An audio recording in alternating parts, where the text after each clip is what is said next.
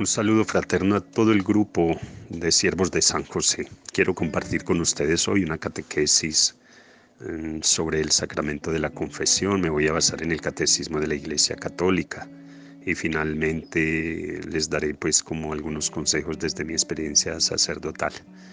Hablemos de los efectos del sacramento de la confesión. El efecto principal de este sacramento es reconciliación con Dios. Este volver a la amistad con Él es una resurrección espiritual, alcanzando nuevamente la dignidad de hijos de Dios. Esto se logra porque se recupera la gracia santificante perdida por el pecado grave. Aumenta también la gracia santificante cuando los pecados son veniales.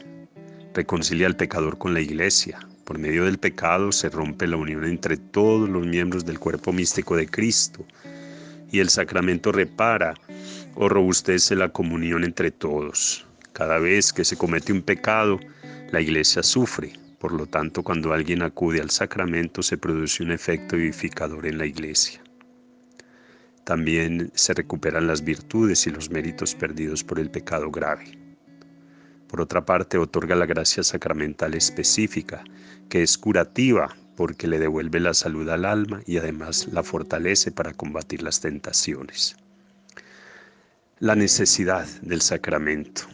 En la actualidad hay una tendencia, y esto lo constatamos con mucha tristeza, aún en sacerdotes, a negar la reconciliación como el único medio para el perdón de los pecados. Muchos piensan y afirman que se puede pedir perdón y recibirlo sin acudir al confesionario. Esto es grave, y esto es fruto de una mentalidad egoísta, individualista y laica, y por la situación de secularismo que vivimos. La enseñanza de la Iglesia es muy clara.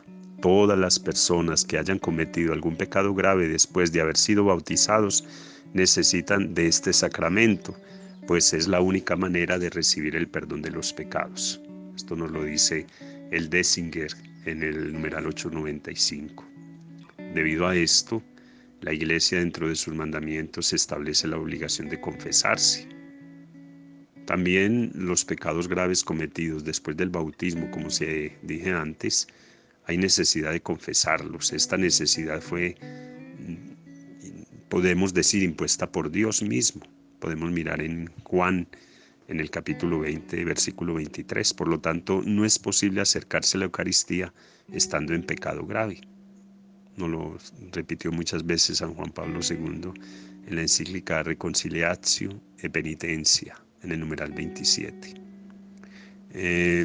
También podemos decir que acudir a la confesión con frecuencia es recomendada por la Iglesia con el fin de ganar mayores gracias que ayuden a no reincidir en ellos. No debemos reducir la reconciliación a los pecados graves únicamente. Los padres de la Iglesia, los santos, en 2000 años nos han insistido mucho en que un alma que es juiciosa, que se cuida espiritualmente, debe confesarse siquiera cada mes, cada 2 meses. Por eso los primeros viernes de mes no son una devocioncilla cualquiera o algo que se inventó alguien por ahí. No, esto fue querido por el Señor, es evidente. Por eso hay que confesarse con frecuencia. Y si somos juiciosos espiritualmente, hay que hacerlo bastante seguido.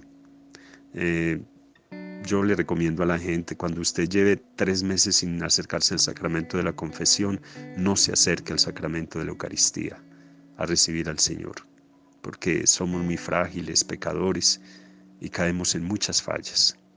Por lo tanto, es mejor escuchar las palabras de Pablo. Si te acercas al altar estando en pecado, no se te olvide que estás comiendo y bebiendo tu propia condenación. ¿Cuáles son los frutos del sacramento de la confesión? Son muchos, yo solamente voy a señalar algunos. Se perdonan todos los pecados mortales y veniales. De esta manera, a los que tenían pecados graves se puede decir que se les abren las puertas del cielo. Por otro lado, se recuperan todos los méritos adquiridos por las buenas obras, perdidos al cometer un pecado grave, o se aumentan si los pecados eran veniales. Robustece la vida espiritual. Por medio de la gracia sacramental, fortaleciendo el alma para la lucha interior contra el pecado, así evitando el volver a caer en lo mismo. Por ello es tan importante la confesión frecuente.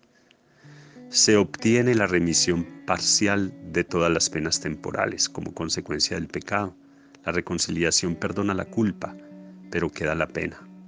En caso de los pecados mortales, esta pena se convierte en temporal, en lugar de eterna, y en el caso de los pecados veniales, según las disposiciones que se tenga, se disminuye. Se logra paz y serenidad de la conciencia que se encontraba inquieta por el dolor de los pecados, se obtiene un consuelo espiritual.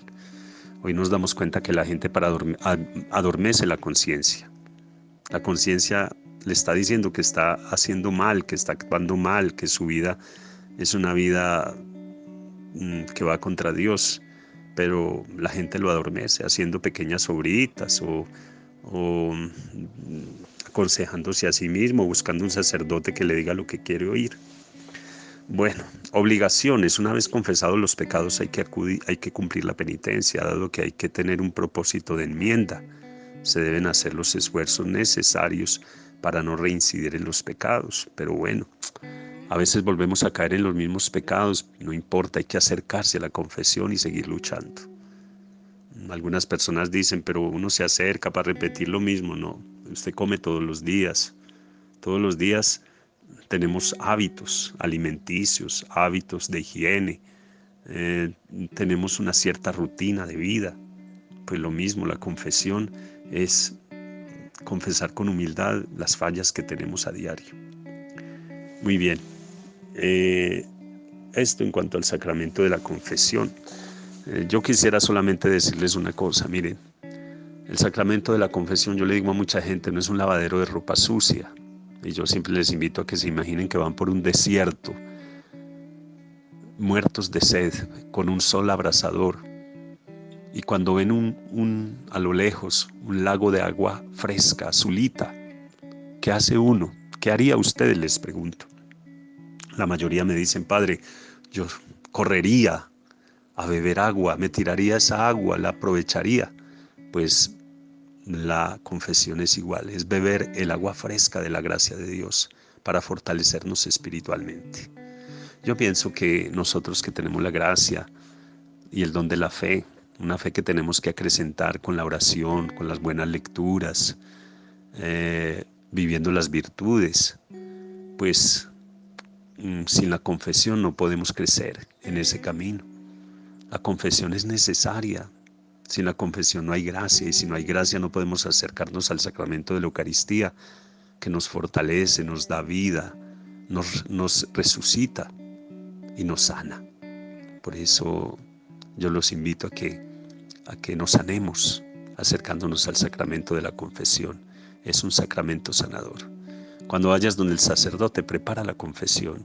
Si quieres, llévala escrita. No importa. Le pides al sacerdote que te atienda con toda la calma. Lo ideal, un director espiritual personal que le ayude, que lo acompañe en la vida espiritual. En el fondo de todo lo que del grupo y de toda nuestra vida cristiana es agradar a Dios y buscar la santidad. ¿Y qué es la santidad? Poder vivir bajo la mirada y en el regazo de Dios en la eternidad. Ese es nuestro fin y a él tendemos. Si alguno tiene alguna pregunta, pues me la hace saber y yo con mucho gusto les voy, en las reflexiones les voy compartiendo. Que Dios los bendiga y esperamos que si este grupo de siervos de San José quiere vivir unido y vivir en el amor de Dios, pues el sacramento de la confesión es indispensable.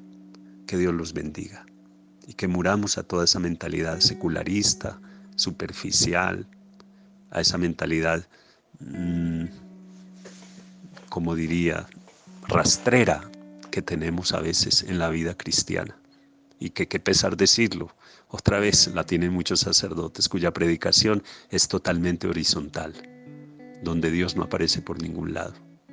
Que Dios te bendiga y te guarde. Feliz día, feliz camino.